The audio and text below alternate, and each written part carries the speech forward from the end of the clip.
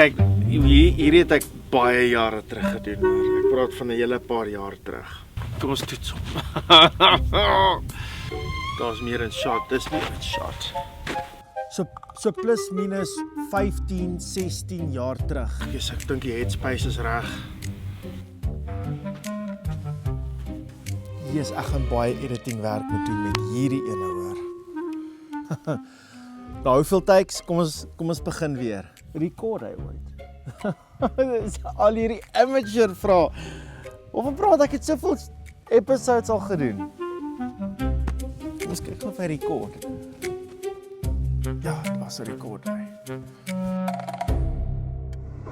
Ek wil so graag mense help, maar hoe kan ek mense help as ek nie myself kan help? Ja, jy weet wat. Ons almal is in ons eie resies. Almal is so gefokus op hulle eie doelwitte, wat hulle moet bereik, wat hulle moet doen. Maar tog, is daar eintlik 'n purpose vir ons almal. So, maar hoe bedoel jy? Ek bedoel, by ouene van die dag is ons eintlik maar koppig. Om sy doel te sien. Sy plan vir ons. Okay, so, dis nou net my doel om voortaan te sukkel. Slegte dinge weer ook nie goeie. Dit is nie 'n punishment. God doen dit met 'n doel. En hy gaan jou nie deur iets sit as hy weet jy kan dit nie deurmaak. Of jy kan nie daardeur kom nie. Hey julle, Renier Weideman hierso. Vir die wat nie weet nie, baie mense ken my as die ou van hartsbegeertes of gebore talente. Sommige van julle ken my as 'n besigheidseienaar en sommige van julle ken my as om net die pa te wees wat ek wil wees vir my kinders. Maar eintlik wat ek regtig is nie 'n bemarker nie, is nie 'n ou wat regtig voor die kameras praat nie. Ek het hierdie baie lank terug gedoen. Ek is eintlik 'n storieverteller.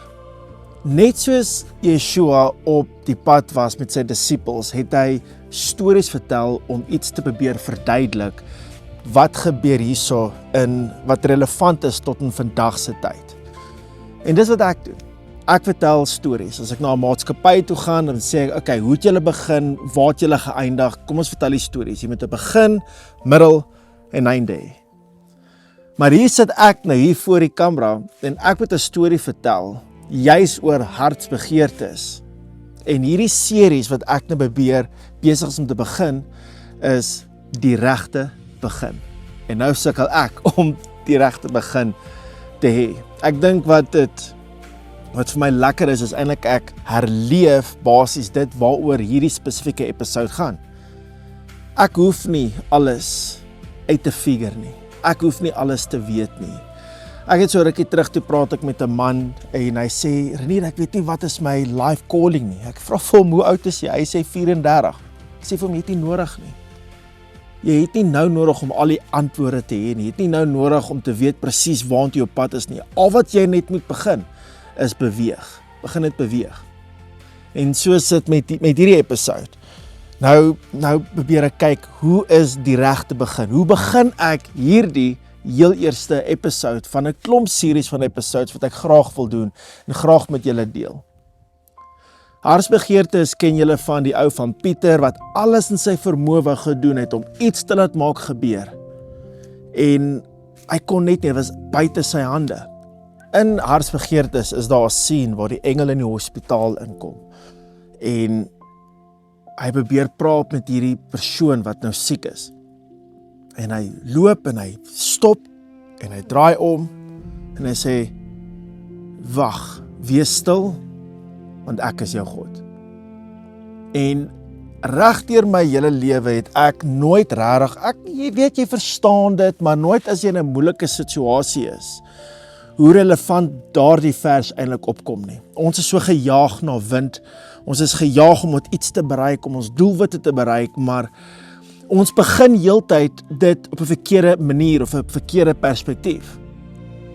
En ek weet van my kant af, ek kom eendag laat by die huis aan, ek dink dit was 10:00 die aand, ek kom van die kantore af, ek het 'n projek gehad, kom van die kantore af, en ek ry en my seun Kylo het daar vir my gewag.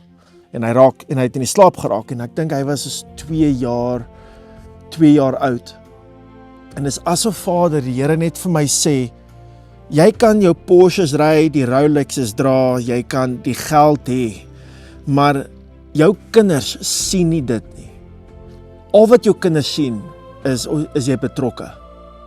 Did you show up? Het jy opgedaag vir hulle? En op daai stadium, jy dink dalk wel, ek het gedink, ek doen alles vir hulle, maar ek het nie opgedaag vir my eie gesin nie. Ek doen alles in my vermoë om 'n beter toekoms te bou. En ek het nie opgedaag nie. Maak hierdie besigheidsproposal klaar, ek gaan sien hierdie kliënte, kry hierdie deal in, maar my kinders het ek nie 'n verhouding mee nie. En hier sit ek nou, ek het my besigheid verkoop, ek, my vrou en my kinders het na Makwaland toe getrek, hier in Noord-Kaap, ons sit hier op my pa se plaas, en vra vir myself, wat nou? Ek weet nie of jy al daar was nie, deur al jou verskillende situasies, of miskien probleme wat jy dalk het, vra jouself dalk die vraag, wat nou? Wat nou, Here? Wat moet ek nou doen? Waartoe nou? En die vers van hartsbegeertes wat opkom, is om te sê, wees stil, want ek is jou God.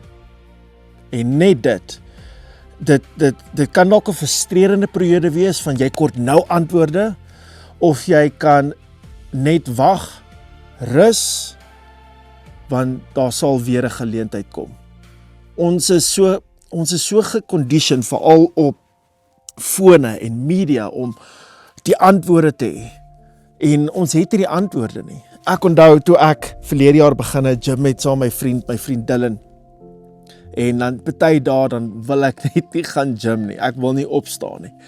En maar ek het opgedaag op die gym. En hy sê vir my, well done. Ek sê vir hom, vir wat? Ek kan nie nou wel squats gaan doen nie, of deadlifts nie. Hy sê, doesn't matter, you showed up. Out of a cycle of 1 to 10, if 10 is your best and 1 is your worst, jy het opgedaag. Al is jy 2 uit 10 vandag, al is jy 1 uit 10, al is jy 3 uit 10, jy het opgedaag. Dis al wat Vader wil hê moet doen, is daag net op. Daag op vir jou gesin, daag op vir jou vrou, vir jou kinders, vir jou man. Just show up. Ons hoef nie alles uit te figure nie. Hier is ek in Makwaland, Noord-Kaap, en al wat ek weet wat ek moet doen is, I have to show up. En daai psalms is vir hierdie gedeelte van die regte begin. Kom ons begin vandag reg, om nie vooruit te loop van Vader se plan nie, maar om in sy plan te loop. Kom ons begin hierdie journey reg, en ek wil graag hierdie journey met jou deel. Ons gaan foute maak, soos hierdie. Ons gaan ervarings hê, ons gaan goeie ervarings hê. Ons het nou net die fees gehad, Pesach, klomp mense was hierso. En daar het baie interessante vrae uitgekom van leierskap, van hoe om man te wees in vandag se tyd. So my volgende episode wat ek graag met jou wil deel, gaan wees, wat het ek gedoen toe ek alles verloor het? Want ja, ek word 40 die jaar. Is nie 'n bad nommer nie, maar ek kan nie glo, ek was in my 20-jarige, ek het movies gemaak, ek het so 14 movies gemaak, en nou is ek 40, ek is lus vir nog 'n film, en nou is ek hierso, nou moet ek, wat doen ek? Wat is volgende? So my volgende episode van die regte begin, gaan wees, wat doen jy as jy alles verloor het? Hoe staan jy op?